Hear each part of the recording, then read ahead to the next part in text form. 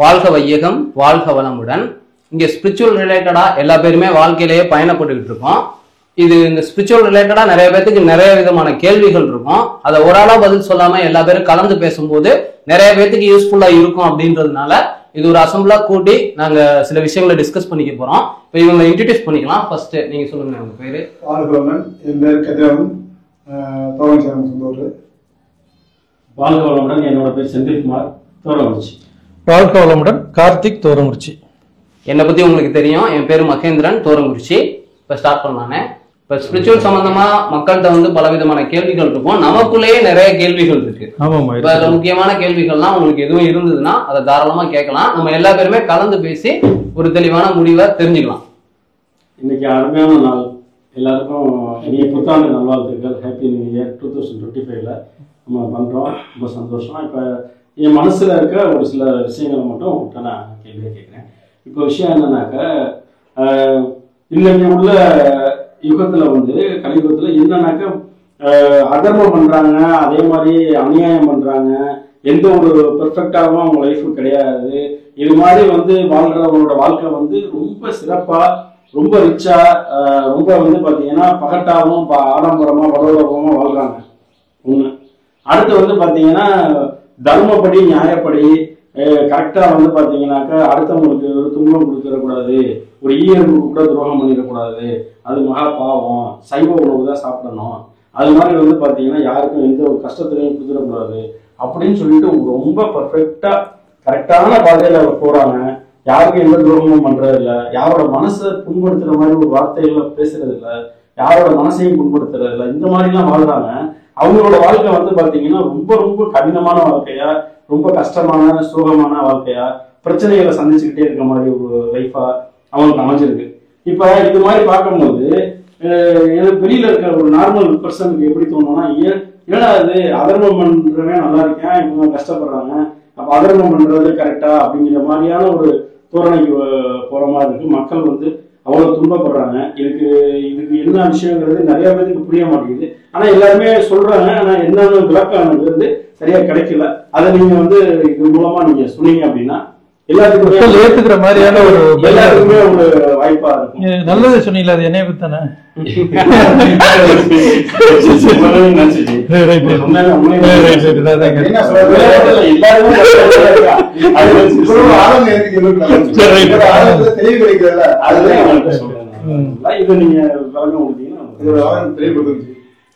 ஆக்சுவலா பார்த்தா நம்ம ஸ்பிரிச்சுவல் ரீதியா இருக்கிறவங்களுக்கு கஷ்டம் அதிகமா வந்துகிட்டு இருக்கு. அதை பத்தி எதுவுமே கண்டுக்காம நார்மலா எப்பவும் போல எல்லா தப்பும் செய்யறவங்க இந்த உலகத்துல நல்லா இருக்காங்க.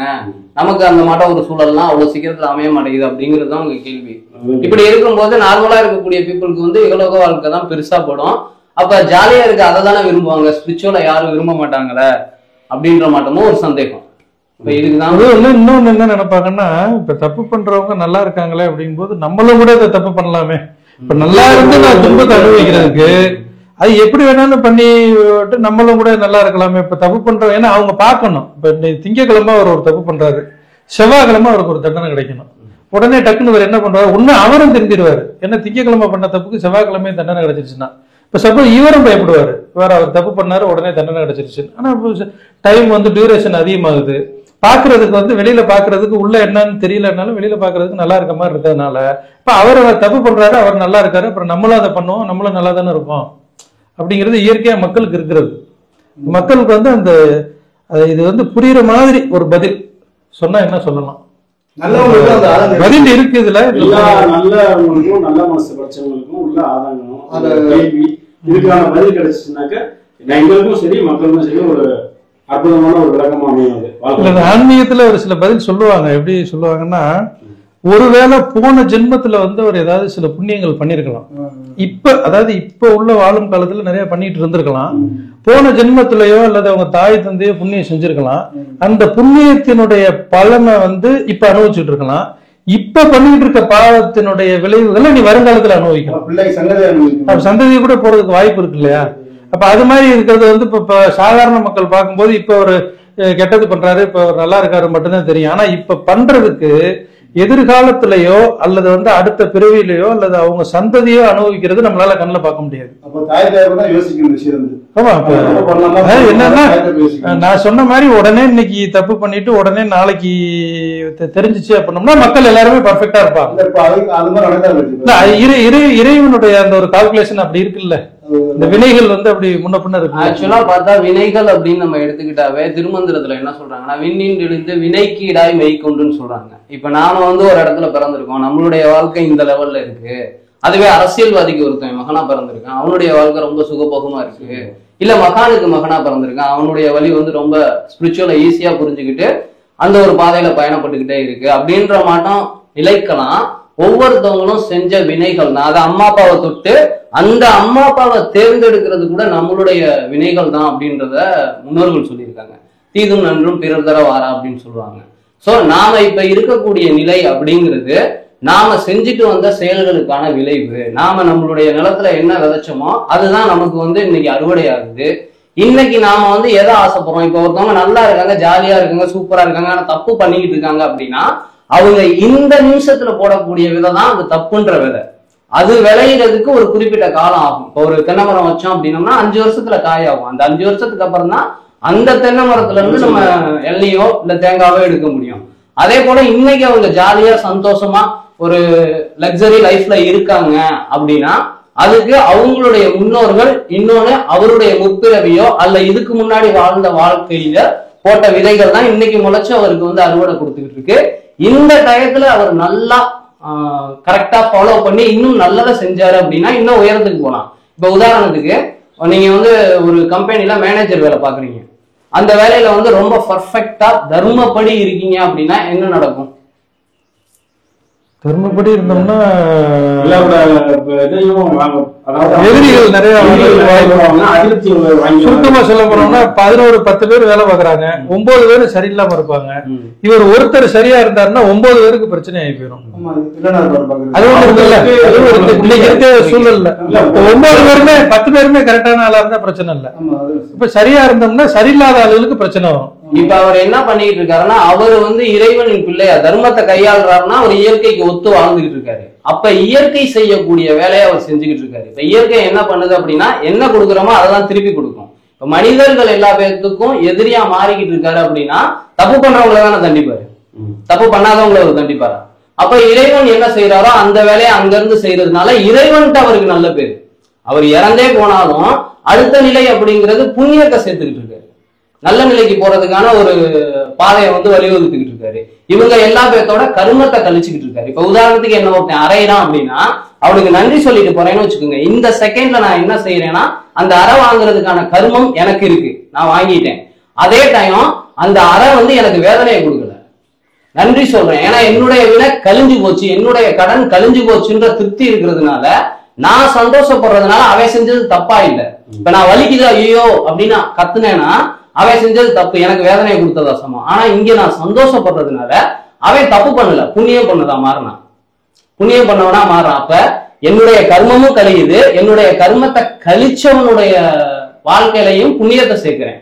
இதுக்காக எனக்கும் நன்னிலை கிடைக்கும், அவனுக்கும் நன்னிலை கிடைக்கும். அதுவே நான் அவன் அறையிறான்னு சொல்லிட்டு வருத்தப்படுறேன்னு வச்சுக்கோங்க, சங்கடப்படுறேன்னு வச்சுக்கோங்க, சாபம் விடுறேன் அப்படின்னா என்னுடைய கர்மத்தை கழிக்க உதவி பண்ண ஒருத்தனை மேற்கொண்டு நான் காயப்படுத்துறேன், உபத்திரம் பண்றேன். உதவி பண்ணவனுக்கு உபத்திரம் பண்ண பாவமும் எனக்கு வரும். அதே டைம் நான் வருத்தப்படுறதுனால அவன் பாவம் செஞ்சவனா மாறுறான், அதுக்கான வினை அவனுக்கும் இருக்கு. அப்ப அவனையும் நான் கெடுத்து விடுறேன். இந்த மாதிரிதான் இந்த இயற்கை நியதிகள் இங்க வேலை செஞ்சுக்கிட்டு இருக்கோம். இப்ப அவர் தர்மமா இருக்கும் போது இயற்கை பகிட்டு அந்த தன்னுடைய புண்ணிய கணக்குல நல்ல நிலைக்கு போவாரு. இதோட தன்மையில மத்தவங்களுடைய கர்மங்கள் கழியும். இதுல என்ன ஒண்ணுன்னா இந்த விஷயத்த செய்யணும்னு தான் அவரும் அந்த இடத்த எடுத்திருந்திருப்பாரு. ஏன்னா ஒரு நல்லா இருக்கக்கூடிய ஒருத்தவங்க கிட்ட தானே நீங்க பொறுப்பை கொடுப்பீங்க. இப்ப ஸ்கூல்ல 10 பேர் படிக்கிறாங்க, நல்லா இருக்கிறவன்ட்ட தான் பொறுப்பை கொடுப்பான். அந்த பொறுப்பு அப்படிங்கிறது கண்டிப்பா சுமையா தான் இருக்கும். அவன்கிட்ட அந்த தகுதி இருக்கிறதுனாலதான் அவன்கிட்டையும் கொடுக்கப்படுது. இப்ப நீங்க உங்களுக்கு கஷ்டம் வருது அப்படின்னா கர்மத்தை கழிக்கக்கூடிய தகுதி உங்ககிட்ட இருக்கு, இல்லன்னா கொடுக்க மாட்டான். அந்த இது இல்ல, அந்த பக்குவம் இல்லை அப்படின்னா உங்களுக்கு கஷ்டம் வராது.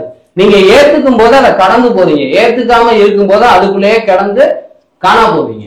இது மாட்டம் இந்த கர்மத்தின் தன்மைகள் தான் இங்க வேலை செஞ்சு உங்களை அடுத்த நிலைக்கு கொண்டு போறதும் நீங்க அதே இடத்துல இருக்கிறதுக்கும் உண்டான வழியை வகுக்குது. அதை நீங்க புரிஞ்சுக்கணும் அப்படிங்கிறதுக்காக தான் இந்த ஆன்மீகம். இந்த ஆன்மீகத்துக்குள்ள வந்துட்டோம் அப்படின்னம்னா நடக்கக்கூடிய எல்லா நிகழ்வுகளுக்கும் நான் தான் காரணம், எனக்கான விஷயத்தை தான் கொடுக்குறாங்க. அப்ப இதுல வெளியில யாரையும் கோவப்படக்கூடாது. என்னுடைய கர்மத்துக்காக பல பேர் கதாபாத்திரங்களை ஏத்துக்கிட்டு இங்க வாழ்க்கை நிகழ்வுகளை நிகழ்த்துறாங்க அப்படின்ற பெருந்தன்மையான மனம் வந்துடும். உண்மையான அமைதி இதை நம்ம உருவாக்க முடியாது, ஒரு எண்ணங்கள்னால உருவாக்க முடியாது. உள்ளுணர்வா உருவாக்கும் போது நாமளும் நன்னிலைக்கு போவோம், நம்மளை சார்ந்தவங்களும் நன்னிலைக்கு போவாங்க. அவங்க தவறே செஞ்சாலும், ஏன்னா தவறு செய்யறவங்க எல்லா பேரும் நம்ம எனக்கு தானே தவறு, இது எல்லாத்தையும் நான் தர்மத்துல நடக்கிறவன், அதை புரிஞ்சவன், அந்த இறை உணர்வுல இருக்கிறவன் அது எல்லாத்தையும் சந்தோஷமா ஏத்துக்குவான், கத்தியில குத்துனா கூட. அப்ப அவங்களும் நன்னிலைக்கு போவான். இது இன்னொன்னு என்னன்னா, ஆன்மீகத்துல இன்னொரு விஷயமும் தெளிவா சொல்றாங்க. எப்படின்னா, இப்ப உணர்வு நுட்பமா இருக்கு இல்லையா, இது கொஞ்சம் கஷ்டமா தான் இருக்கும் புரிஞ்சுக்கிறதுக்கு. ஒரு உதாரணத்துக்கு, ஒரு கல் இருக்கு, சோப்பு மாதிரியே ஒரு கல் இருக்குன்னு வச்சுக்கோங்களேன். இந்த சைடு சோப்பு இருக்கு. இப்ப இந்த சோப்புல தண்ணியை ஊத்திக்கிட்டே இருந்தீங்கன்னா என்ன கரைஞ்சிரும். என்னடா இது இப்படி கரையுது, சோப்பு கரையத்தான் செய்யும்.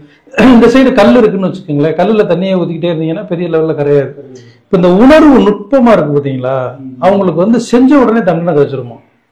என்னன்னா, கடவுள் அந்த அந்த நபர் இந்த உணர்வு நுட்பமா இருக்கிறதுனால என்ன பண்றாருன்னா, உடனே அதுக்கு தண்டனையை கொடுத்து, ஏன் தண்டனையை கொடுத்தீங்கன்னா உடனே, இப்போ ஒரு எக்ஸாம்பிள் சொல்றேனே, நீங்க உங்க ஃப்ரெண்டு உங்களை கூட்டிட்டு போறாரு, கூட்டிட்டு போயிட்டு என்ன பண்றாரு, தண்ணி அடிக்க சொல்றாருன்னு வச்சுக்கோங்களேன் ஒரு எக்ஸாம்பிளுக்கு. இந்த இதை நீங்க இதுல பொருத்தி பாத்துக்கலாம். நீங்க போன உடனே என்ன பண்றாரு, வாங்கி சரக்கு வாங்கி ஊத்தி, உங்களுக்கு வேணாங்கிறீங்க, இது வரைக்கும் நான் சாப்பிட்டது இல்லப்பா, வேணாம்னு கெஞ்சுறீங்க, ஆனா உங்களை சாப்பிட சொல்றாரு. சாப்பிடுறீங்கன்னு வைங்களேன், சாப்பிட்ட உடனே தலை சுத்துது, தலை வலிக்குது, வாந்தி வருது, இப்படி வருது. உங்களோட இன்னொருத்தர் வர்றாரு, அவரும் புதுசு, அவர் சாப்பிடுறாரு, அவருக்கு சேர்ந்துருச்சு. இப்ப நீங்க சந்தோஷப்படுவீங்களா, அவருக்கு சாப்பிட்டாரு சேர்ந்துருச்சு. இப்ப திருப்பி அதுக்கு அடுத்த நாள் 2 பேரும் போறீங்க, மறுபடியும் சாப்பிடுறீங்க, உங்களுக்கும் பயங்கர தலைவலி, மறுநாள் காய்ச்சல், ஆனா அவருக்கு சேர்ந்துருச்சு. 3ஆவது நாள் போறீங்க, உங்களுக்கு சேர. இப்ப என்ன நடக்கும்னா, கடவுள் உங்களுக்கு துன்பத்தை கொடுக்குறாரு. அந்த ட்ரிங்க்ஸ் உங்களுக்கு கெட்ட விஷயம். ஆனா ஏன் அப்படின்னம்னா, உங்களுக்கு செட் ஆகலைன்னா அந்த 3 நாள்ல அதுக்கப்புறம் கும்பிட போட்டு இனிமேல் எனக்கு வேண்டாம்னு முடிவெடுத்துருவீங்க. ஆனா செட் ஆகுது பாத்தீங்களா. இப்ப நீங்க ஒரு கொஸ்டின் கேட்டீங்கல்ல, இவன் ரொம்ப நல்லா இருக்கேன், அந்த நல்லா இருக்கவன் செட் ஆனவன். இப்ப என்ன நடக்கும் அப்படின்னா, அவனுக்கு என்ன காரணம் அப்படின்னா, அவன் அந்த அளவுக்கு கடுமையா இருக்கேன், ஹார்டா இருக்கேன், அவனுடைய உணர்வு நுட்பம் இல்லாம இருக்கு. உணர்வு அதாவது என்னன்னா, இப்ப நீங்க ஒரு சின்ன தப்பு பண்றோம், ஐயோ தப்பு பண்ணிட்டோமே, அப்ப நம்ம நினைச்சு உருகுறோம் இல்லையா. அப்ப கடவுள் என்ன பண்றாருன்னா, உடனே அவன் இது ஒரு தப்பா, அந்த உணர்வு நுட்பமா இல்லாததுனால. இப்ப தண்ணி அடிக்கிறவனுக்கு செட் ஆயிடுச்சுன்னு வச்சுக்கோங்க, செட்டா ஆகாததுனால 3 நாள்ல தப்பிச்சு நீங்க வாழ்நாள் பூரா தண்ணி அடிக்காமே உடல் உறுப்புகள்லாம் ஆரோக்கியமா இருக்கும். இந்த செட் ஆச்சு பாத்தீங்களா, அவன் ஒரு 10 வருஷம் கழிச்சு, 20 வருஷம் கழிச்சு கிட்னி போயிடும், லிவர் போயிடும், லங்ஸ் போயிடும், எல்லாமே போயிடும். இப்ப இதுதான் நம்ம ஒரு அருமையான ஒரு எக்ஸாம்பிள பார்க்கலாம். ஏன் இவன் கெட்டவன், இவன் நல்லாவே சூப்பரா போய்கிட்டே இருக்கான்டா அப்படின்னோம்னா, கடவுள் அவனுக்கு அப்படியே சேர்ந்துகிட்டே வருது. நமக்கு அன்றாடம் இன்னைக்கு ஒரு 1 ரூபாய்க்கு தப்பு பண்ண உடனே 2 ரூபாய் தண்டனையை கொடுத்து திருத்திடுறாரு. அவன் 100 ரூபாய் திருடுறேன், ஆனாலும் அவனுக்கு தண்டனை கொடுக்கறது இல்லை. திருப்பி 200, 300 இப்படி கோடிக்கணக்கில் போயிருது. ஆனா நம்ம கணக்கு 1 ரூபாய்க்கு நீங்க பண்ணா கூட 2 ரூபா உங்களுக்கு லாஸ் ஆயிரும். ஆகா, என்னடா இது 1 ரூபா பண்ணா 2 ரூபா லாஸ், அப்ப தப்பு பண்ணிட்டோமோ. ஆனா அவனுக்கு என்னன்னு கேட்டீங்கன்னா, ஒரு குறிப்பிட்ட கோடி போனோடனே அவன் அதாவது பிரச்சனைகள் சமாளிக்க முடியாத அளவுக்கு போயிடும். நமக்கு அப்படி கிடையாது. சின்ன சின்ன தப்பு பண்ணும்போது சின்ன சின்ன விஷயங்களை கொடுத்து நம்மளை கரெக்ஷன் பண்றது கூட ஒரு பெரிய வாய்ப்பா பயன்படுத்தலாம். ஒண்ணு. இன்னொன்னு என்னன்னா, அந்த தப்பு பண்ணுறவங்களாம் நல்லா இருக்கான்னு நம்ம நினைக்கிறோம்ல, நல்லா இருக்கிறதுனா என்ன? இப்போ டெய்லி ஒரு சூப்பர் மார்க்கெட் போறாரு, டெய்லி டூர் போறாரு, ஜவுளி கடையில போய் வேணுங்கிற பர்ச்சேஸ் பண்றாரு, ஜுவல்லர்ல போய் நகை எடுக்கிறாரு, வைரம் இருக்கிறாரு, இதுக்கு பேரு நல்லா இருக்கும் நிறைய பேர் நினைச்சிட்டு இருக்காங்க. பொதுவா இயற்கை, ஆனா அது நல்லது இல்ல. ஒரு உதாரணத்துக்கு, இப்ப எனக்கு வயசு 43. நான் என்ன நினைக்கிறேன் அப்படின்னா, 43 வயசு வரைக்கும் கைகாலோட இருக்கணும். கைகாலோட ஆஸ்பத்திரியில போய் படுக்காம ஒரு சின்ன ஆபரேஷன் கூட பண்ணாம இருக்கும் இல்லையா, இது ஒரு பெரிய செல்வம். இப்ப நம்ம சொல்றோம்ல, இவங்க சூப்பரா இருக்காங்க, நல்லா இருக்காங்க, பண்ணணும். அவங்களுடைய ஃபேமிலியில டெப்தா போய் பார்த்தோம்னு வச்சுக்கோங்களேன், உள்ளுக்குள்ள அதாவது என்னன்னா, உடல்லையும் பல விதமான நோய் இருக்கும், உள்ளத்திலையும் பல விதமான கலங்கங்கள் இருக்கும், நிறைய எதிரிகளை சம்பாரிச்சிருப்பாங்க, கோர்ட்டு கேஸ்ன்னு பிரச்சனை அலையுவாங்க, நிறைய சொத்துக்கள் இருக்கும். உள்ள போய் பாத்தீங்க அப்படின்னோம்னா, அவன் மன நிம்மதியா தூங்குறானா அப்படிங்கிறதே தெரியாது. அப்ப முதல்ல வந்து நல்லா இருக்கிறதுன்னா என்ன அப்படிங்கறது தெரிஞ்சுக்கணும். அதாவது வந்து சில நேரங்கள்ல பாருங்க, இந்த கூட தோரங்குச்சியில பார்த்தேன், இந்த அறுவாடெல்லாம் செஞ்சு வைக்கிறாங்கல்ல, குழந்தை குட்டியோட எவ்வளவு ஜாலியா இருக்காங்கன்னு பார்த்தோம் அப்படின்னா, ஒரு பெரிய கோடீஸ்வரனை கொண்டே அவனை விட்டுட்டீங்கன்னா அந்த கோடீஸ்வரன் பொறாமப்படுவேன். ஆமா, அதனால ஜாலியா இருக்க முடியாதுல்ல. அன்றாடம் வர்றாங்க, இந்த பிள்ளைகள்லாம் வந்து டீ கடையில வருது, பால்ல ஆடையை போட்டு கேக்குது, ஒரு ஆடையை போட்டு கேட்கிறாரு, குடிக்கிறாரு, குழந்தை குட்டியோட சேர்ந்தே இருக்காங்க, சேர்ந்தே தொழில் பண்றாங்க, ஒரு நேரமோ 2 நேரமோ சாப்பிடுறாங்க, சப்பாத்தி சாப்பிடுறாங்க. அப்ப இதெல்லாம் வந்து பெரிய பெரிய ஆளுவை பார்க்கும்போது அவனுக்கு என்ன, நீ நம்ம நினைக்கிற நல்லா இருக்கோம்னு. இப்ப நீங்க ரஜினிகாந்த் முதற்கொண்டு தெருவில் சுதந்திரமா நடக்க முடியுமான்னு கேட்டீங்கன்னா நடக்க முடியாது. ஆனா ஆசை இருக்கும், அப்படியே ரோட்ல நடந்து போவோம்னா. மாறு வேஷம் போட்டுட்டு தான் வெளில போக முடியும். அப்ப நல்லா இருக்கிறது அப்படின்னோம்னா பெரிய லெவல்ல புகழோ பெரிய லெவல்ல பணம் அப்பெல்லாம் கிடையாது. சுதந்திரமா ஜாலியா, உடல்ல வந்து நோய் இல்லாம, உள்ளத்துல கலங்கங்கள் இல்லாம, கடன் இல்லாம, வியாதி இல்லாம, எதிரி இல்லாம, படுத்தா தூக்கம் வருது, எனக்குன்னு தேவையான பொருள் இருக்கு, எனக்குன்னு ஒரு சுற்றம் இருக்கு. இப்ப இது மாதிரி இருந்துச்சு அப்படின்னா இதுக்கு பேருமே நல்லா இருக்காது. நம்ம நல்லா இருக்கிறதுனா கார் வந்து மெர்சிடிஸ் பென்ஸ் வச்சிருக்கிறது, வச்சிருக்கட்டும், தப்பு இல்ல. ஆனா அதுக்கு ஈக்குவலா வந்து அவர் நல்ல விஷயங்கள் பண்ணிட்டு இருக்காரா, புண்ணியங்கள் பண்ணிட்டு இருக்காரா, சந்தோஷமா இருக்காரா, குடும்பத்தோட இருக்காரா, வியாதி இல்லாம இருக்காங்களா, விபத்து இல்லாம இருக்காங்களா, கோர்ட்டு கேஸ் இல்லாம இருக்காங்களா, இதெல்லாம் சார்ந்துதான் வந்து ஒருத்தர் நல்லா இருக்கிறது அப்படிங்கறத நம்ம ஒரு கால்குலேஷன் பண்ணலாம். இன்னொரு உதாரணம் கூட மகரிஷி அருமையா சொல்லியிருப்பாரு. இப்ப தராசு தட்டு இருக்கு பாத்தீங்களா, தராசு தட்டுல இந்த சைடு வந்து ஒரு 1 கிலோ கல்ல போட்டுறீங்க. இப்ப இந்த சைடு வந்து ஒரு 1 கிராம் தப்பு பண்றாரு, 1 கிராம் தப்பு போடுறாரு, இந்த கல் ஏறுமா? இந்த சைடு 1 கிலோ கல் இருக்கு. இப்ப 999 கிராம் போட்டாரு, அப்ப இந்த சைடு ஏறுமா? அப்பயும் ஏறாது. எப்படி சூப்பரா சொல்லியிருக்காருன்னு, 999 கிராம் இந்த சைடு போட்டாலும் இது வந்து வெயிட்டேஜ் இறங்காது. அப்ப நீங்க என்ன பண்ணுவீங்கன்னா, இவ்வளவு தப்பு பண்ணிருக்கேன், அவனுக்கு ஒண்ணுமே கிடைக்கலன்னு கடைசியில ஒரே 1 கிராம் போடுவேன், போட்ட உடனே கல் தூக்கிறோம். 1 கிராம் போடும்போது சமமா வந்துடும், இன்னொரு கிராம் போட்ட உடனே இங்க தூக்கிறோம். அப்ப இந்த தூக்கும் போது நம்ம பாக்குறதுக்கு நம்ம இருக்கோமோ நமக்கு தெரியாது. அதே போலதான் புண்ணியம் செய்யணும்.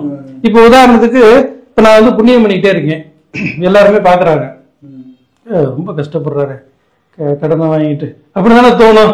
பாக்குறதுக்கு தப்பா தோணும். இறைவனுடைய கால்குலேஷனே ஒரு தப்பா இருக்கு. எனக்கு தெரிஞ்சு ஒரு நல்லாதான் பண்றாரு, தான தர்மங்கள் பண்றாரு, இப்படி கஷ்டப்படுறாரு. இப்ப எனக்கும் அதே கணக்கு தான். இந்த சைடு 1 கிலோ கல் இருக்கு, இந்த சைடு போட்டுக்கிட்டே இருக்கேன், 999 கிராம் புண்ணியம் போட்டேன், ஆனாலும் கல் ஏறல. புரியுதுங்களா? அங்கிட்ட 2 கிராம் நான் இங்க போட்டோன்னே இந்த கல் ஏறிடும்.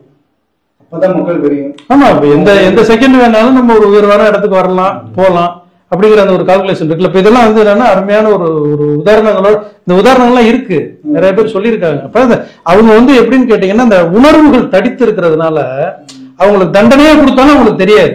பொண்ணுல ஒரு எக்ஸாம்பிளுக்கு 10,000 ரூபாய் ஒருத்தர் ஏமாத்துறேன், அந்த ஏமாத்தி ஒரு மாசத்துல எனக்கு 20,000 எனக்கு நட்டம் அடையுதுன்னு வச்சுக்கோங்க. இது ஒரு டைம் என்னுடைய வாழ்க்கையில நடந்ததுமா, ஏற்கனவே உங்ககிட்ட சொல்லியிருக்கேன்னு நினைக்கிறேன். என் ஃப்ரெண்டு, நான் கோயம்புத்தூர்ல போய் வேலை பார்த்துட்டு இருந்த டைம், அந்த டயத்துல வந்து தீபாவளி டைம் 15 நாளைக்கு முன்னாடி நாய் கடிச்சிச்சு, வேலைக்கு போக முடியல. இங்க வீட்டுக்கு வந்தா நான் வேலை பார்த்து காசு சம்பாரிச்சு கொண்டு வர்றதுதான் இங்க தீபாவளி ஃபங்க்ஷன், இல்லாட்டினா இங்க ஃபங்க்ஷனே கிடையாது. அப்ப என்ன பண்ணானே, என் ஃப்ரெண்டு வந்து அந்த போனஸ் தருவாங்க, ஒரு 3000 ரூபாய் அமௌண்ட் பாக்கெட்ல வச்சுட்டு வரான் என் வீட்டுக்கு. போனஸ் வாங்கிட்டு என்ன பார்த்துட்டு அப்புறம் வீட்டுக்கு போலான்ட்டு வரான். வந்தவன்ட்ட நான் உரிமையில என்ன பண்ணிட்டேன், அவன் பாக்கெட்ல இருக்க அந்த காசை எடுத்துட்டேன். அவன் என்ன பண்ணிட்டான், ஒண்ணுமே பேச முடியல அவனால. கொஞ்ச நேரம் ஸ்டன் ஆயிருந்தான். அதுக்கப்புறம் என்னாச்சு, சரி போயிட்டு வரண்டா அப்படின்ட்டு வீட்டுக்கு போய் வீட்டுலயும் என்ன காட்டி கொடுக்கல. வீட்டுல என்ன சொல்லிட்டானா, வாங்கிட்டு வந்தேன் என்கிட்ட விழுந்துருச்சு அப்படின்னு சொல்லிட்டு சொல்லவும், அவங்க அம்மா விளக்கமாத்த எடுத்து அடிச்சு வரட்டி விட்டாங்க, ஓடுறா அப்படின்னு. அவன் திரும்ப என் கூட வந்துட்டு, டே நீ உன் கூட ஊருக்கே வந்துடுறான்டா அப்படின்னு அங்க நடந்த விஷயத்தையும் என்கிட்ட சொல்லியிருந்தா நம்ம கொடுத்துட்டு வந்துருப்போம். ஆனா நான் என்ன பண்ணிட்டேன், அந்த 3000 வச்சுக்கிட்டு அவனையும் கூட்டிட்டு இங்க வந்து திருச்சியில என் வீட்டுக்கு வேணுங்கிற ஜாமான் எல்லாத்தையும் வாங்கிட்டு, ட்ரெஸ் கிஸ் எல்லாத்தையும் எடுத்துட்டு இங்க வந்து ஃபங்க்ஷனை நல்லா ஜாலியா சந்தோஷமா இருந்துட்டு போயிட்டேன். இது முடிஞ்சு ஒரு 10 வருஷம் ஆச்சு. எனக்கு திடீர்னு ஒரு இடத்துல வந்து ஒரு 3 ரூபா பக்கம் வீணா போச்சு. அது எப்படின்னா, இந்த 10 வருஷம் ரொம்ப கஷ்டப்பட்டு கல் உடைச்சு மண் உடைச்சு சீட்டு போட்டு சேர்த்து வச்ச காசு 3 லட்சம் ரூபாய் 3 லட்சம். அப்ப எனக்கு வந்து அப்போதைக்கு ஸ்பிரிச்சுவலுக்குள்ள வந்து கொஞ்சம் பயணப்பட்டனால என்னால அந்த கஷ்டத்தை எல்லாம் ஏத்துக்கணும்னு சொல்லுவாங்க ஸ்பிரிச்சுவலுக்குள்ள. நான் என்ன பண்றதுன்னு தெரியல, இறைவன்ட்ட கண்ணை மூடி உட்காந்துக்கிட்டு இவ்வளவு நாள் கஷ்டப்பட்டு சேர்த்தது யாரையும் நான் பொய் சொல்லி கூட இது பண்ணல. இந்த காசு போனதுக்கான காரணம் என்ன அப்படின்னு சொல்லிட்டு யோசிச்சுட்டு இருக்கும்போது அன்னைக்கு அந்த ஃப்ரெண்டு கிட்ட எடுத்தது ஞாபகத்துக்கு வருது. என்னன்னா நான் நடந்து அப்பவே இன்னொரு ஒரு விஷயமும் மைண்டுக்குள்ள வருது. நான் காட்டுக்குள்ள நடந்து போறேன், ஒரு பழம் சாப்பிட்றேன், அந்த விதையை தூக்கி போட்டுட்டு போறேன், அந்த விதை வந்து மழை பெஞ்சு அதுவே முளைச்சு உருவாயிருது. ஒரு 10 வருஷம் கழிச்சு அதே காட்டுக்குள்ள நான் போறேன், அந்த தூக்கி போட்ட விதை வந்து இங்க பல 100 விதைகளா உருவாகி இருக்கு. அப்ப அங்க 3000 நான் பண்ண தப்பு இங்க 3 லட்சமா போயிடுச்சு, கழிஞ்சிருச்சு அப்படின்னு சொல்லி சந்தோஷப்படுற மாட்டா ஆயிடுச்சு. அந்த இடத்துல நிவர்த்தி ஆயிடுச்சு. இதுவே இன்னும் ஒரு 10 வருஷம் லேட்டா இருந்ததுன்னா 30 லட்சமா கழியாயிரும். உடனே கிடைக்கிறது வந்து ஒரு தப்பு பண்றோம் அப்படின்னோம்னா அது உடனே தண்டனை கிடைச்சிருச்சு அப்படின்னா நாம ஏதோ புண்ணியம் பண்ணிருக்கோம், அந்த இடத்துலயே அது கழிச்சிடறோம். இல்ல நல்லா இருக்கும் அப்படி திரும்ப அந்த தப்பை பண்றதுக்கான சூழலை நமக்கு அமைச்சு கொடுக்குது இந்த இயற்கை, இந்த சூழல். அப்படின்னா நம்ம வசமா மாற்றுறதுக்கான வாய்ப்புகள் நிறைய இருக்கு. ஒரே ஒரு கருத்து கூட இருக்குது. நீங்க வந்து எத்தவங்களுக்கு பணங்கா சேர்க்கிறோமோ இல்லையோ புண்ணிய தேசத்துல போகணும். ஆமா சொல்ற மாட்டோம். அந்த நல்ல வாழ்க்கை அப்படிங்கிறது என்னன்னா கரெக்டா தூங்குற நேரத்துக்கு தூக்கம் வருதா, பசிக்கிற நேரத்துக்கு பசி வருதா, சாப்பிடணும்னு நினைக்கும் போது சாப்பாடு இருக்கா, அதை பரிமாறுறதுக்கு ஆளு அன்பானவங்க இருக்காங்களா, நம்ம இயல்புக்கு தகுந்த மாட்டம் இசைஞ்சு போற நண்பர்கள் இருக்காங்களா, சுற்று வட்டாரம் இருக்கா, இதுதான் நல்ல வாழ்க்கை. வெளியில பொறுத்த வரைக்கும் வேற ஏதாவது சேர்த்து வைக்கிறதுனால பெரிய கிடையாது. நல்ல மனிதர்களை சேர்த்து வச்சு போறோம். அதாவது ஒரு எனக்கு வந்து அதே மாதிரியே வந்து ஒரு சின்ன மிஸ்டேக் பண்ணாலும் உடனே வந்து தண்டனை கிடைக்கும். அப்ப நான் என்ன யோசிப்பேன்னா, என்ன அது எவ்வளவோ அரசியல்வாதிகள்லாம் அவ்வளவு தப்பு பண்றாங்க, ஆனா அவங்களுக்கு எல்லாம் பனிஷ்மெண்ட் கிடைக்கல. ஆனா ஒரு சின்ன மிஸ்டேக் பண்ணதுக்கு நீங்க நினைச்சு கூட பார்க்க முடியாத அளவுக்கு தண்டனை கிடைக்கும். இவ்வளவு பெரிய தண்டனை கிடைக்குது, நம்ம இப்ப பண்ணணும் உடனே இம்மீடியட்டா பிராக்சனா எப்படின்னா காலப்பட நான் செஞ்சிருப்பேன், ஒண்ணு இன்னைக்கு ஈவினிங் கிடைச்சிடும், இல்லைன்னா மறுநாள் காலையில் என்னன்னா அது சத்தியமா யோசிச்சேன். என்னன்னா அது நமக்கு வந்து உடனே பனிஷ்மெண்ட் உடனே கிடைக்குது. பரவாயில்ல ஏதோ நம்ம பண்ணிருக்கோம். ஆன்மீகத்துல உண்மையாக வாழ்க்கையை புரிஞ்சுக்கிறது நடக்கிறது தெரியுது, உங்களுக்கு தெரியுது, மத்தவங்க தெரியாது. என்னன்னா அவங்க வந்து தப்பு மேல தப்பாண்டு போயிட்டே இருப்பாங்க. இப்ப இவ்வளவு விஷயம் நம்ம பேசுறோம்ல, இத பேசணும்னாவே நம்ம ஆன்மீகத்துல அந்த புண்ணியம் இருந்தாதான் கிடைக்கும். பேசுற விஷயத்த புரியுது பாருங்க, அதுக்கும் ஒரு புண்ணியம் வேணும். புரிஞ்ச விஷயத்த கடைபிடிக்கிறோம் பாருங்க, அதுக்கும் ஒரு புண்ணியம் வேணும். இல்லாட்டினா தூக்கி போட்டுட்டு அவங்க வாட்டுக்கு போற ஆளுங்கலாம் எவ்வளவு பேர். அதோட இன்னொரு முக்கியமான விஷயம் என்னன்னு கேட்டீங்கன்னா, இறைவன் எப்படி ஒரு நுட்பம் வச்சிருக்காரு பாருங்க. நான் தப்பு பண்ணி எனக்கு தண்டனை கிடைச்சா பரவாயில்ல, எவ்வளவு தப்பு எல்லாம் பண்ணிக்குவேன், முடிஞ்சதை பாத்துக்கிட்டா கடவுள என்ன என்னை கொண்டு அவ்வளவுதானே கொண்டுக்க அப்படிமா. ஆனா பாருங்க, நம்ம பண்ற தப்புக்கு நம்ம குழந்தைக்கு வந்து வெளியில மக்கள் எப்படி தெரியுமா கேட்பாங்க, இது என்ன இறைவனுடைய கணக்கு தப்பா இருக்கு, தப்பு பண்றது இவரு, என்னதான் இருந்தாலும் தாயும் பிள்ளையுமா இருந்தாலும் வாயும் வயிறு வேற அப்படின்னு ஒரு கான்செப்ட். இப்ப நம்மளுடைய ஜீன் தான் வந்து டிரான்ஸ்பர் ஆகுது, அதுல எந்த டவுட்டும் இல்லை. ஒரு ஆப்பிளினுடைய விதைய நீங்க அது வந்து ஆப்பிள் இல்ல ஏதோ ஒரு மாமரம் இருக்கு, ஊட்டியில இருக்கு, ஊட்டியில இருந்து அந்த விதையை எடுத்துட்டு வந்து இங்க போட்டீங்க அப்படின்னோம்னா அந்த மரம் வந்து எப்ப காய்ச்சிச்சு, எப்ப பூத்துச்சு, எப்ப இலையுதிர் காலம் வந்து அப்பதான் அதே மாமரம் அதே சூழல்ல அந்த ஒருவேளை அந்த மாமரத்துக்கு ஏதாவது வியாதி இருந்தா அதுவும் இங்க இருக்கும். ஏன்னா அந்த ஜெனட்டிக்ல இருந்தானே இது வருது. அப்ப சம்மந்தம் இல்லைன்னு நம்ம சொல்ல முடியாது. முன்னோர்கள் சொத்து வச்சிருக்காங்க, அதை விட்டுட்டு போறாங்க. இது எனக்கும் இந்த சொத்துக்கும் சம்மந்தம் இல்லைன்னு நம்ம விடுறது இல்லை. அது நம்ம வந்து ஏன் என்ன காரணம், தாத்தா சொத்து பேரனுக்கு இதெல்லாம் வந்து அப்ப தாத்தாவோட ஜீனு அதுலயே என்ன சொல்றாங்க, நான் இவரு சொத்து சேர்த்துட்டேன் நீ சேர்க்கவே பிள்ளையே போக சொல்றவங்க இருக்காங்க. ஆனா அவர் செஞ்ச சொத்து வந்து தீமையை செஞ்சிருப்பாரு, சேர்த்திருப்பாரு. இவன் மயங்கர ஒரு நேர்மையோட இருக்கலாம். இந்த நுட்பம் தெரிஞ்சிச்சுன்னு வச்சுக்கோங்களேன், மேக்சிமம் தப்பு பண்ண மாட்டாங்க. அந்த நுட்பம் அவங்களுக்கு தெரியல. என்ன காரணம்னா, இவன் அனுபவிக்கும் போது அந்த தந்தை உயிரோட இல்லாம இருக்கிறதுக்கு நிறைய வாய்ப்பு இருக்கு. ஏன்னா இவனுடைய ஜெனரேஷன் வந்து இப்ப பிள்ளை இருக்கு, அடுத்தடுத்து பிள்ளை இருக்கு. இப்ப உதாரணத்துக்கு நான் என் பையனோட வாழ்க்கையை நான் பாத்துருவேன். ஆனா என் பையனோட பையன் அந்த பையனோட பையன் அந்த பையனோட பையனோட வாழ்க்கையில எனக்கு தெரியுமா? தெரியாது. ஆனா ஜெனட்டிக்கா நம்ம செய்யக்கூடிய ஒரு விஷயங்கள். அதனாலதான் எவ்வளவு கஷ்டப்பட்டாலும் அதை பத்தி கவலை இல்லை. நம்ம கூட கஷ்டம் இருந்துட்டு போகுது, உயிரே கூட போயிட்டு போகுது. அதனாலதான் வந்து என்னன்னா, சில பேர் வந்து எவ்வளவு மோசமான சூழல் வந்தாலும் அந்த நேர்மையான முறையை கடைபிடிக்கிறதுக்கு என்ன காரணம் அப்படின்னோம்னா அதான் காரணம். என்ன காரணம் அவங்களுக்கு தெரியும். இங்க இல்ல, இங்க இருந்து அங்க போவோம், அங்க இருந்து அங்க போவோம், இது தேவையில்ல, ஒண்ணுமே பையனுக்கு சொத்தே இல்ல, 10 பைசா கூட. ஆனா அந்த புண்ணியத்தை வச்சுட்டு போறோம் பாத்தீங்களா, அதுதான் வந்து இப்ப என்ன சொல்றாங்கன்னா, நீங்க போகும்போது என்னத்தை கொண்டு போறீங்க, என்னத்தை கொண்டு போறீங்கிறாங்கல்ல. கொண்டு போறது 2 விஷயம் இருக்கு, அது பொருள் இல்ல. இப்ப நம்ம ஒரு எக்ஸாம்பிளுக்கு, இப்போ ஒரு வீட்டுல வாடகை குடியிருக்கீங்க அப்படி வச்சுக்கோங்களேன். ஹவுஸ் ஓனர் காலி பண்ணிட்டாரு, நீங்க மட்டும் போவீங்களா இல்ல ஜாமான்லாம் எடுத்துட்டு போவீங்களா? எப்படி உங்களுக்கு வாடகை அந்த ஆணி இல்ல அதை கூட புரியுங்க என்ன காலி முடிச்சுட்டாங்க. ஆணி கூட வைக்க கூடாது. இந்த ஒட்டடை எட்டுக்கால் பூச்சி இருந்துச்சுன்னா அதையும் புடிச்சு போயிடுவோம்.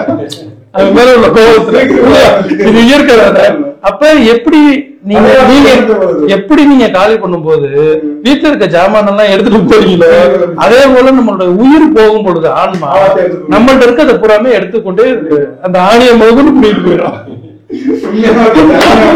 ஆணியே முருங்க அப்ப அதையும் எடுத்துட்டு போயிருதா. அப்ப பாவமோ புண்ணியமோ இது ரெண்டுமே வந்து ஆன்மாவோட டிரான்ஸ் ஆகுது. என்ன டிரான்ஸ்பர் ஆகுது? என்ன காரணம்? அது பொருள் இல்ல. அதுவும் கடவுள் எப்படி ஒரு மறைபொருளோ பாவமும் புண்ணியமும் ஒரு மறைபொருள் தான். அப்ப அதையும் டிரான்ஸ்பர் பண்ணி எடுத்துட்டு போகும்போது ஒருவேளை அடுத்து வேற ஒரு தாய் தந்தை விதத்துல நம்ம பிறந்தாலும் கூட இந்த இதுல இருக்கக்கூடிய பாவ புண்ணியம் அங்க போய் நம்ம கிடைக்கும். திருப்பி மறுபடியும் போய் புதுசா அனுபவிக்கிற மாதிரி இருக்கும். இப்ப இந்த மாதிரியான இந்த நுட்பமான விஷயங்கள் வந்து மக்களுக்கு தெரிஞ்சிருச்சு அப்படின்னா கம்பல்சரி அவங்க என்ன பண்ணுவாங்கன்னா பயப்படுவாங்க. சுருக்கமா சொல்ல போனா கடவுளினுடைய இந்த லா இருக்கு இல்லையா, அரசியலமைப்பு சட்டம் எல்லாத்துக்கும் தெரியும். ரெட் சிக்னல் போட்டா நிக்கணும், கிரீன் விழுந்தா போகணும், அந்த சட்டம் தெரியுது. இப்படித்தான் இருக்கணும் இப்படித்தான் இருக்கணும்னு ரூல்ஸ் எல்லாம் இருக்குல்ல.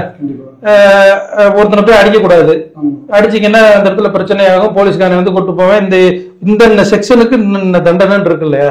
இது தெரிஞ்சிருந்தா என்ன பண்ணுவேன்? பண்ண மாட்டேன். என்ன காரணம்னா அப்படி பண்ணோம்னா இந்த செக்ஷன்ல கொண்டு என்னை உள்ள போட்டுருவாங்க, இத்தனை மாசம் போட்டுருவாங்க. அதே மாதிரி இயற்கையினுடைய அந்த சட்டம் இருக்கு இல்லையா, இது வந்து உங்களுக்கு வந்து என்னன்னா அது ஈஸியா புத்தகத்துல இருக்கு, அம்பேத்கர் எழுதிட்டாரு, அரசியலமைப்பு சட்டத்தை படிச்சிடலாம் அப்படி. ஆனா இந்த சட்டமும் இயற்கையினுடைய சட்டமும் தெரிஞ்சிருச்சு அப்படின்னா யாருமே அந்த மாதிரியான சில விஷயங்கள் வந்து பண்ண மாட்டாங்க. என்ன காரணம்னா யாருமே துன்பம் வரப்போகுதுன்னு தெரிஞ்சு எப்படி ஒரு விஷயத்தை செய்வாங்க.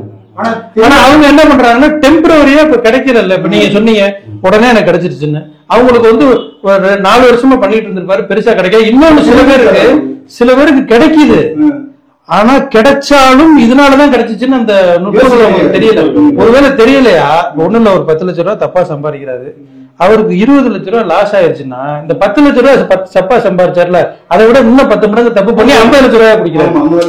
ஏன் ஆச்சரியமா இருக்கு? ஏற்கனவே 10 லட்சம் ரூபாய் தப்பா பண்ணதுனால தானே 20 லட்சம் ரூபாய் நமக்கு போச்சு. ஏன் இதை யோசிக்க மாட்டேங்கன்னா அவருடைய வினை அது மாதிரி. அவர் வந்து இதை உணர்ந்து தப்பிச்சு அவர் வந்து துன்பம் நீங்கி இன்பமா வாழணுங்கிற அந்த கணக்கு இல்ல. இன்னும் கணக்கு இருக்கு, கணக்கு நிறைய இருக்கிறதுனால மொத்தமா எல்லாத்தையும் அனுபவிச்சு முடிச்சு அதுக்கப்புறம் ஏதாவது ஒரு அவர் என்னன்னா ஆர்வம் கூடி தப்பு பண்ணாரு. அப்ப என்னன்னா அவங்க உட்கார்ந்து அந்த சிந்திக்கக்கூடிய தன்மை இல்லை. அவங்களுடைய முன்னோர்களுடைய வினை, அந்த கர்ம வினை. அப்ப அவர் சிந்திக்கிறாருன்னு வச்சுக்கோங்களேன், அப்ப அவருடைய முன்னோர்களுடைய வினை நல்ல வினையா கூட இருக்கலாம். இதோட வந்து வினை தீர்ற வரைக்கும் அவர் என்ன பண்ணுவாரு, எதையாவது ஒண்ணு மறுபடியும் திருப்பி 20 லட்சம் லாஸ் ஆச்சுன்னா 40 குடிக்கணும், பழைய விட இன்னும் வேகமா வரும். அப்ப இந்த இறைவனுடைய அந்த நியதி, அந்த சட்டம் தெரியாததுனாலதான் இந்த தவறுகள் பூரா நடக்குது. தெரிஞ்சுக்கிட்டாங்கன்னா அதாவது இந்த செயலுக்கு இந்த விளைவு கிடைக்கும். அந்த விளைவு வந்து இப்ப கிடைக்கலாம், அல்லது அப்புறம் கிடைக்கலாம், அல்லது வந்து என்னுடைய குழந்தைகளுக்கு கிடைக்கலாம், பேரனுக்கு கிடைக்கலாம், இப்படி எல்லாம் கிடைக்கலாங்கிற இதை இப்ப சொன்னோம்னா அவ்வளவு சுலபமா நம்பவும் மாட்டாங்க. என்ன காரணம்னா அதுக்கு எவிடன்ஸ் என்ன, இது இந்த ஸ்கேன் எடுக்கிற மாதிரி எவிடன்ஸ் சுகர் வந்து 160 இருக்கு, ஃபேட் எவ்வளவு இருக்குன்னு காமிக்க முடியுமா? இது ஒண்ணும் பண்ண முடியாது. இது எல்லாமே என்னன்னா ஸ்பிரிச்சுவல் நாலேஜ், சித்தர்கள் ஞானிகள்லாம் வந்து என்ன மாதிரி கணிச்சாங்க, பிரசன்டா நம்ம வாழ்க்கையில நடக்கிறதும். இப்ப மகேந்திரன் சொன்னதுல அதை மட்டும் வந்து புத்தகத்துல வந்து திருக்குறள்ல திருவள்ளுவர் சொல்லியிருக்காரு, திருவாசகத்துல நம்ப வேண்டியது இல்லை. அதை கொஞ்சம் நுட்பமா யோசிச்சோம்னா அதுல இருக்கிறது பூரா நம்ம வாழ்க்கையிலே நடந்திருக்கு. ஒவ்வொருத்தருடைய லைஃப் யாரும் வந்து புத்தகத்தை படிச்சு இதுல இருக்கு அப்படின்னு தேவையில்லை. அதை நல்ல நுணுக்கமா பார்த்தாங்கன்னா தன்னுடைய வாழ்க்கை அனுபவங்கள்லயே அதுல ஏகப்பட்ட விஷயங்கள் நீங்க கம்பைன் பண்ணி பாத்தீங்கன்னா நடந்திருக்கும். அப்ப அந்த புத்தகத்துல இருக்கு, இது பார்த்தா என் வாழ்க்கையில நடந்திருக்கு. அப்ப எப்படி பொய்யா இருக்க முடியும்? அந்த நுட்பமா யோசிக்கிற அளவுக்கு யாரும் அந்த சிந்தனையில இல்ல, உட்கார்ந்து யோசிக்கிறதே இல்லை. அவங்க எல்லாருமே என்ன யோசிக்கணும், ஃபர்ஸ்ட் பணம் சேர்த்து நம்ம வைக்கிறோம் அப்படிங்கிற எண்ணத்தை தூக்கி எறிஞ்சிட்டு பிள்ளைகளுக்கு என்ன புண்ணியத்தை சேர்த்துக்கிறோங்கிற எண்ணத்தை. பணம் வேணும்ல, எப்படி பொண்ணுக்கு மாப்பிள்ளை பார்க்கும்போது ஒரு கதிரவன் பொண்ணு வந்து புண்ணியம் நிறைய சேர்த்து அப்படி சொல்லுவாங்க.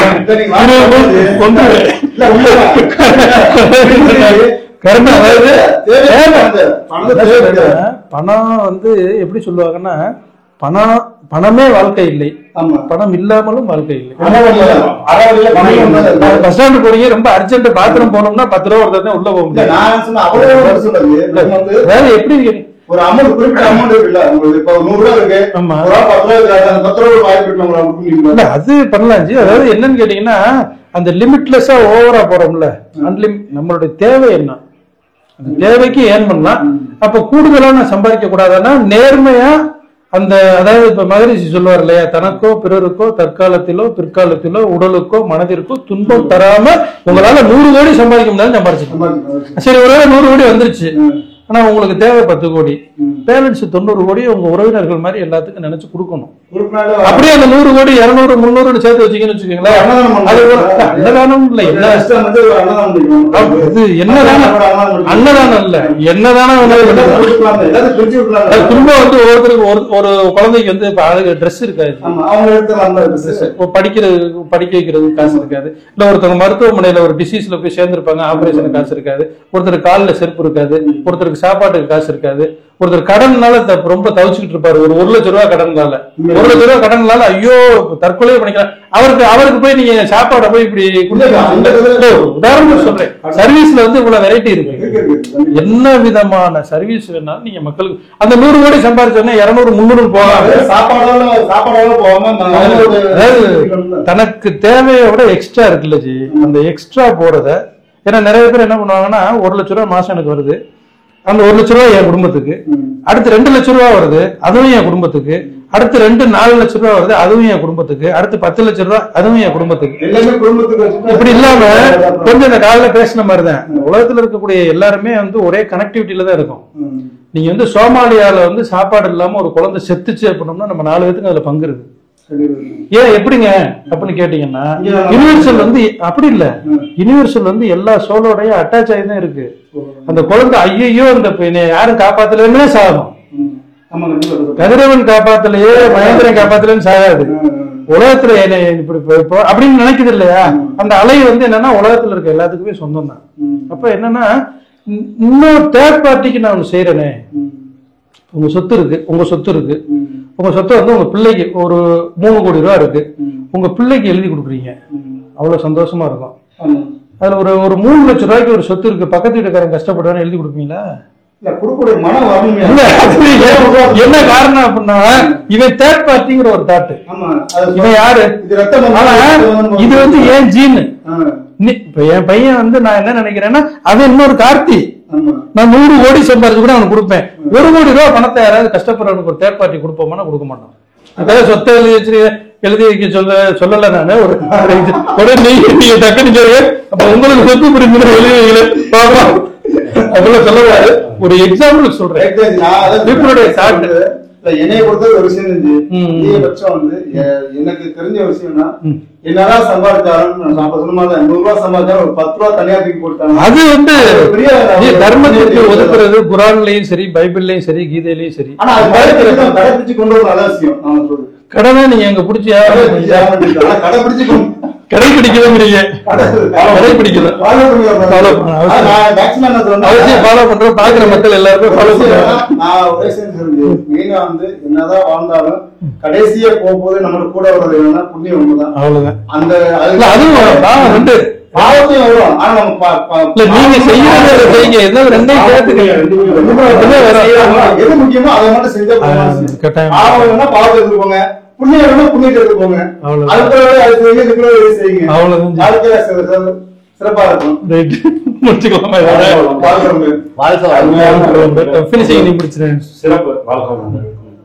இப்ப நம்ம இதுவரையும் பேசினது வாழ்க்கையில எப்படி வாழணும் அப்படிங்கிறதுக்காக நிறைய விஷயங்கள் கொடுத்துட்டு போயிருக்காங்க முன்னோர்கள். அதெல்லாம் நாங்க பார்த்ததுனால இந்த விஷயங்கள்லாம் மக்களுக்கு கொண்டு போய் சேர்க்கணும் அப்படின்றதுனால ஒரு குழுவா இன்னைக்கு ஃபர்ஸ்ட் டேவா ஸ்டார்ட் பண்ணி உங்ககிட்ட கொண்டு வந்திருக்கோம். இதுக்கு நீங்க கொடுக்குற அந்த ஒத்துழைப்பை தொட்டு தொடர்ச்சியா இன்னும் பல விஷயங்களை கொண்டு வந்து சேர்க்கறதுக்கான முயற்சிகள் நிறைய நடக்கும். இந்த வீடியோ பத்தினா உங்களுடைய கருத்துக்களை கீழே கமெண்ட்ல பதிவு செய்யுங்க. இதே போல இன்னொரு வீடியோல உங்களை சந்திக்கிறோம். வாழ்க வையகம், வாழ்க வையகம், வாழ்க வளமுடன்.